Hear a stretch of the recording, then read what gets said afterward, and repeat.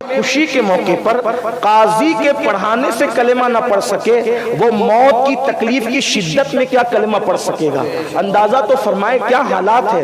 تو اس لیے اپنے بچوں کو سب سکھایا، دین سکھائیے، اور جو مدرسے، جو علماء دین کی خدمت کر رہے ہیں، علم کی خدمت کر رہے ہیں، تعلیم کی خدمت کر رہے ہیں، ان کا ساتھ دو، ان کی مدد کرو، اور اللہ اکبر، رسومات پر پیسے خرچ کرنے کی بجائے دینی اداروں پر پیسے خرچ کرو۔ میں لوگوں کو یہ بات کہتا ہوں، کاش حضرت شاہ جہاں کو کوئی یہ مشورہ دیتا کہ ممتاز کے نام پر تاج محل بنانے کی بجائے ایک ممتاز یونیورسٹی بنا دیتے تو قوم کا بھی فائدہ ہو جاتا، ممتاز کا نام بھی قیامت تک زندہ رہتا۔ تو جو غلطیاں آپ کے باپ داداؤں نے کی نا وہ آپ نہ کریں۔ میں نے کل کی مجلس میں بھی یہ بات کہی کہ 2 کروڑ کا مسجد کا مینار تعمیر مت کرو، وہ 2 کروڑ کا اچھا ادارہ تعمیر کرو، اچھا اسکول تعمیر کرو، اچھا مدرسہ تعمیر کرو۔ اور علماء اور سادات یہاں موجود ہیں، اگر غلطی کروں گا تو یہ ابھی اصلاح کر لیں گے، میں انشاءاللہ اپنی بات سے رجوع ہو جاؤں گا۔ آپ کو یہ بھی کہتا ہوں، ابا کا انتقال ہو جائے تو مسجد میں قرآن شریف مت دو، اس لیے کہ مسجد میں قرآن شریف 8-10 کافی ہے پڑھنے کے لیے۔ تھپی تھپی تھپی تھپی لگی ہے، ہماری مسجد میں بھی لگی ہوئی ہے، اور ہر سال جو وہ اس کے لیے کوئی نہ کوئی کباڑ خریدنا پڑتا ہے یا اس کو کہیں سجا کے رکھنا پڑتا ہے، اور وہ قرآن استعمال میں نہیں آتے۔ 8-10 قرآن کافی ہے۔ ایک کام کیے کیوں نہیں کرتے کہ ابا کے نام پر مسجد میں قرآن رکھنے کی بجائے کسی بچے کی فیس کیوں نہیں بھر دیتے ایصال ثواب کے لیے؟ ابا کے نام پر اس کو کتاب کیوں نہیں دے دیتے ایصال ثواب کے لیے؟ ابا کے ایصال ثواب کے لیے اس کو کاپیاں خرید کے کیوں نہیں دے دیتے؟ ابا کے ایصال ثواب کے لیے اس کو قلم خرید کے کیوں نہیں دے سکتے؟ صرف ایک سبق سنانے کے لیے ایک بات میں کہنا چاہتا ہوں۔ آج ہر بندہ کیا کہتا ہے، میرے ابا کا انتقال ہو گیا حضرت، میں کنواں کھدواؤں گا، بورنگ کھدواؤں گا۔ کیوں؟ کہ رسول اللہ نے فرمایا کہ کنواں کھدواؤ۔ ایک بات میں صرف کہنا چاہتا ہوں، دیکھیے علم ہے، اور صرف سبق سنانے کے لیے علماء کے درمیان پیش کر رہا ہوں، غلطی کروں گا تو یہ اصلاح کر دیں گے، میں اپنی بات واپس لے لوں گا۔ یہ میرا اپنا نظریہ میں آپ کے سامنے حدیث کی روشنی میں پیش کر رہا ہوں۔ اللہ کے رسول سے حضرت سعد نے پوچھا تھا کہ یا رسول اللہ، میری ماں کا انتقال ہو گیا، میں کیا کروں کہ ان کو ایصال ثواب کروں؟ تو آقا نے فرمایا کنواں کھدوا دو۔ تو آج سب لوگ کہتے ہیں کہ کنواں ہی کھدواؤ، بورنگ ہی کھدواؤ، کیونکہ حضور نے فرمایا۔ میرے بھائی، کنواں کھدوانے کی بات حضور نے نہیں کی۔ دراصل اگر آپ اس کا بیک گراؤنڈ دیکھیں گے تو پتا چلے گا، اس دن جس دن حضرت سعد نے پوچھا تھا ماں کو ایصال ثواب کس کا کروں، تو اس دن مدینے والوں کو پانی کی سخت ضرورت تھی، اس لیے آقا نے فرمایا کہ کنواں کھدوا دو۔ آقا علیہ السلام نے کنویں کو فوکس نہیں کیا، لوگوں کی ضرورت کو فوکس کیا۔ تو اس وقت کنویں کی ضرورت تھی، اور آج مسلمانوں کو ایجوکیشن کی ضرورت ہے، آج مسلمانوں کو پڑھنے کی ضرورت ہے، آج مسلمانوں کو اچھے اداروں کی ضرورت ہے۔ جب یہ بات کہی جاتی ہے تو کچھ لوگ حقارت سے کہتے ہیں یہ مولوی لوگ اپنی سیٹنگ کرتے ہیں سب۔ میں کہتا ہوں حیرت کی بات یہ ہے، مولوی کس کے لیے کرتا ہے؟ کیا بات ہے، مولوی کس کے لیے؟ اپنے لیے کرتا ہے۔ آپ بتائیں، اپنے لیے کرتا ہے۔ یہ جو ادارے بنائی علماء نے کہ یہ قبروں میں اپنے سینے پہ لے جائیں گے یا چھوڑ کر کے جائیں گے؟ علامہ سید نعیم الدین مراد آبادی نے جو ادارہ بنایا وہ ساتھ لے گئے یا رکھ کر کے گئے؟ یہ تو سارے ادارے زمین پر ہوتے ہیں نا۔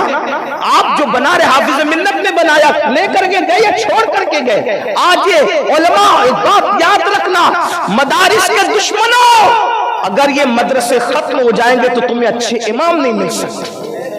اور دیکھ لو وہاں جہاں مدرسوں کی اہمیت نہیں ہے، وہاں جمعہ پڑھانے کی صلاحیت والے امام موجود نہیں۔ آپ کیا سمجھتے؟ علماء کی قدر کرو، علماء کو تم 2 کوڑی کا مولوی کہہ کر کے اس کو ذلیل کرتے۔ یہ بھی ایک بہت بڑا فتنہ ہے کہ قوم کو علماء سے دور کرو، اس لیے کہ جس دن علماء سے قوم کو دور کر دیا جائے گا اس دن ان کا ایمان چھیننا آسان ہو جائے گا۔ یہ بھی بہت بڑی سازش ہے۔ امام نے لکھا فتاوی رضویہ شریف میں کہ عالم کی توہین انسان کو کفر تک لے جاتی ہے۔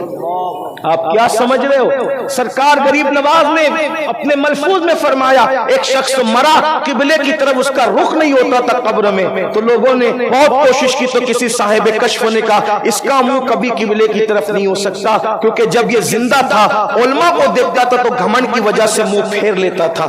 اس نے علماء سے منہ پھیر لیا جیتے جی، مرنے کے بعد اللہ نے قبلے سے اس کا منہ پھیر دیا۔ اس لیے علماء کی عزت کرو، علماء کا احترام کرو، لیکن لیکن میں اپنے علماء کی تو کوئی اصلاح نہیں کر سکتا، لیکن ان کا چھوٹا بھائی ہونے کی، جوتیاں بردار ہونے کی وجہ سے ایک بات ضرور کہتا ہوں، ہمارے اندر بھی وقار فضل خیر آبادی سا ہونا چاہیے، کفایت علی مراد آبادی سا ہونا چاہیے، مفتی صدر الدین آزردہ سا ہونا چاہیے۔